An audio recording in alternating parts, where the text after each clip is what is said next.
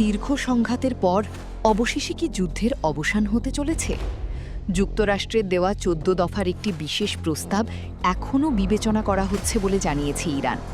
White হাউসের বিশ্বাস, মার্কিন সংবাদ মাধ্যম অ্যাক্সিওস জানিয়েছে, এক পাতার এই সমঝোতা স্মারকে ইরানের পারমাণবিক সমৃদ্ধকরণ স্থগিত করা, মার্কিন নিষেধাজ্ঞা তুলে নেওয়া এবং হরমুজ প্রণালীতে অবাধ বাণিজ্যিক চলাচল পুনরায় শুরু করার মতো গুরুত্বপূর্ণ শর্ত রয়েছে।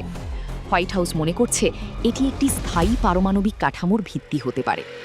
প্রেসিডেন্ট ডোনাল্ড ট্রাম্প জানিয়েছেন, গত ২৪ ঘণ্টায় ইরানের সাথে অত্যন্ত ফলপ্রসূ আলোচনা হয়েছে এবং একটি চুক্তি হওয়া এখন সময়ের ব্যাপার মাত্র।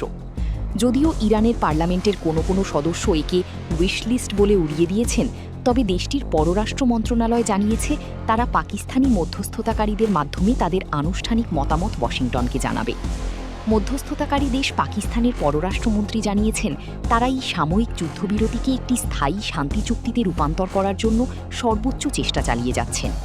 সব ঠিক থাকলে ইসলামাবাদের টেবিলেই হয়তো স্বাক্ষরিত হবে এই ১৪ দফার ঐতিহাসিক চুক্তি। তবে তেহরান শেষ পর্যন্ত সব শর্তে রাজি হয় কিনা, এখন সেটাই বড় প্রশ্ন।